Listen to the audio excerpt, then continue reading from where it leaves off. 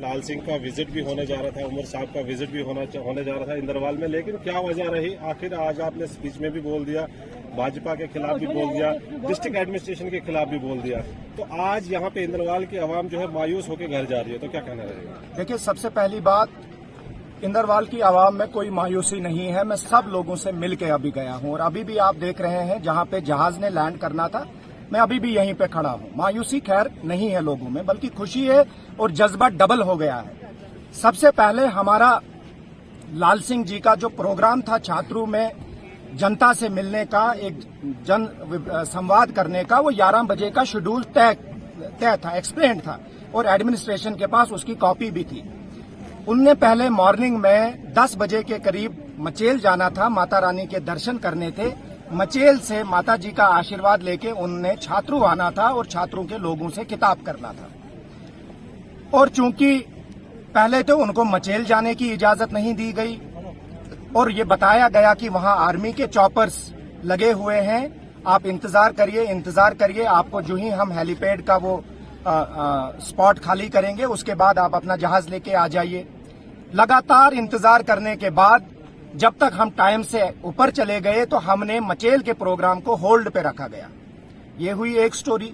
दूसरा, जो हमारा शेड्यूल प्रोग्राम था छात्रों का, उसके बाद जब हमने छात्रों आने के लिए जहाज के लिए परमिशन मांगी, हमने लाइव लोकेशन इनसे मांगी, तो लगातार 1.5 घंटे उसके बावजूद भी ना इन्होंने लोकेशन पायलट को भेजी और ना, आपको मालूम होगा जब जहाज किसी हमारे घने जंगलों में या पहाड़ों के बीच में छात्रों जैसी जगह में लैंड करता है तो उससे पहले धुआं का एक फॉग जलाया जाता है।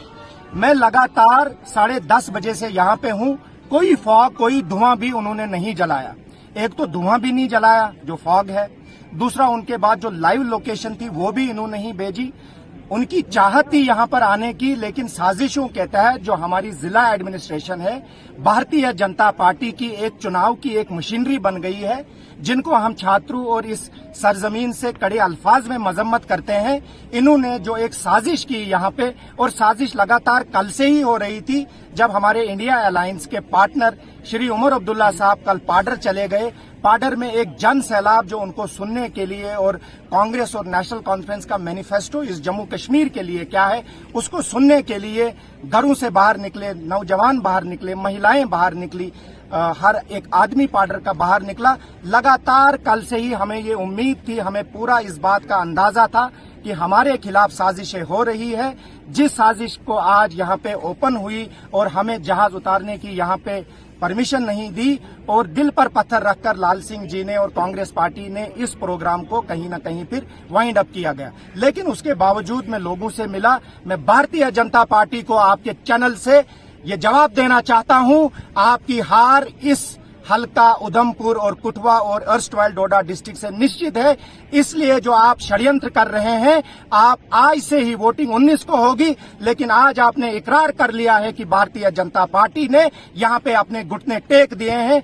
अब मेरे छात्रों का, अब मेरे मुगल मैदान का जो हमारा कार्यकर्ता हो, वो नेशनल कॉन्फ्रेंस का कार्यकर्ता हो, वो चाहे कांग्रेस का कार्यकर्ता हो, यहाँ से डबल ताकत के साथ आप फिरका परस्त ताकतों को मुकाबला करेगा और 19 तारीख को लगातार 4 नंबर के बटन पे चौधरी लाल सिंह और कांग्रेस के निशान पे वोट पड़ने के साथ हम भारतीय जनता पार्टी हो या उनकी बी टीम हो, डीपीएपी, जो उनको यहाँ पे जिताने का काम कर रही है, उनकी उस दोगली राजनीति को हमेशा के लिए खत्म करने। सुरूरी सर, पिछले कहीं जलसों से जो है लाल सिंह चौधरी के साथ साथ उमर अब्दुल्ला नेशनल कॉन्फ्रेंस और कांग्रेस पे कहीं न कहीं निशाना साध रहे हैं। सुरूरी साहब का यह भी इल्जाम लगाना है कि जो लाल सिंह चौधरी है, जब आसपा का एक वो केस हुआ था, मर्डर हुआ था, उसके बाद कहीं न कहीं जीएम सुरूरी का ये कहना है कि इसके साजिश में जो है लाल सिंह चौधरी भी थे। जनाबे गुलाम मोहम्मद सुरूरी साहब का लगातार कांग्रेस और उमर साहब और नेशनल कॉन्फ्रेंस के लीडरों पे निशाना साधना, ये इस बात का ऐलान कर रहा है कि सच में हम जो लगातार लोगों को ये बता रहे हैं कि ये शख्स भारतीय जनता पार्टी को जिताने का यहाँ पे काम कर रहा है। इसलिए मैं सुरूरी साहब से आपके माध्यम से पूछना चाहता हूँ, पिछले 10 साल से जितेंद्र सिंह भारतीय जनता पार्टी का मेंबर पार्लियामेंट, हमारी नुमाइंदगी पार्लियामेंट में कर रहा है। क्या डॉक्टर जितेंद्र सिंह कांग्रेस का है? क्या डॉक्टर जितेंद्र सिंह बीजेपी का? अरे 10 साल से बीजेपी का उम्मीदवार, बीजेपी का लीडर यहाँ से पार्लियामेंट में बैठा हुआ है और तुम उसको छोड़ के लाल सिंह और नेशनल कॉन्फ्रेंस के खिलाफ नुक्ताचीनी कर रहे।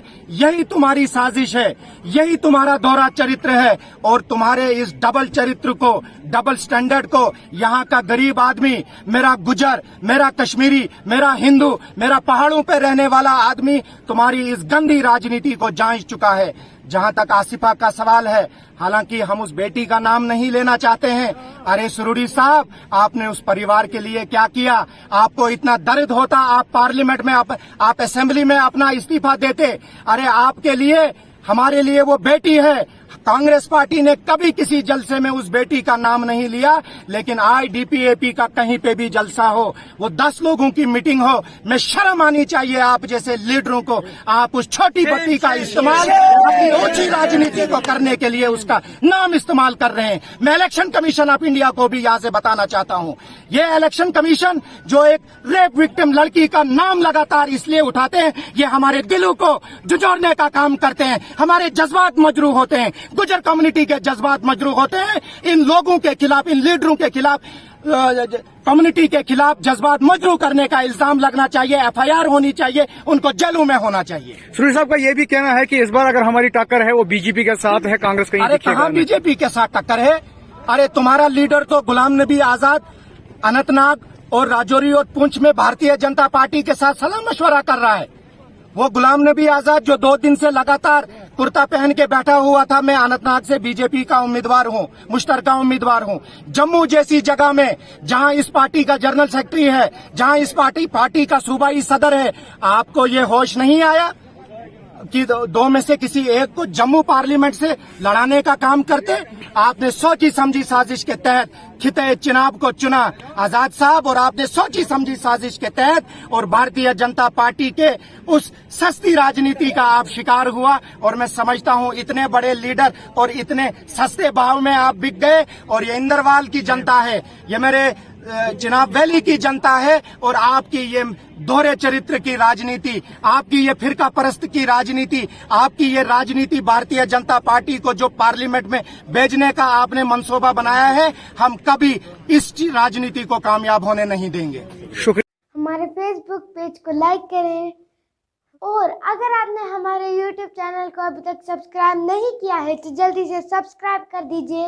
बेल आइकन जरूर प्रेस करें ताकि आपको हमारे वीडियो की नोटिफिकेशन हमेशा मिलती रहे। अपने कारोबार को बढ़ाइए, अपने कारोबार का प्रचार करें जम्मू एंड कश्मीर के fastest growing news portal the bold voice में एडवर्टीजमेंट देकर ज्यादा से ज्यादा लोगों तक अपनी पहुंच को यकीनी बनाएं। मजीद जानकारी के लिए मोबाइल नंबर 7006606193 पर राबिता करें।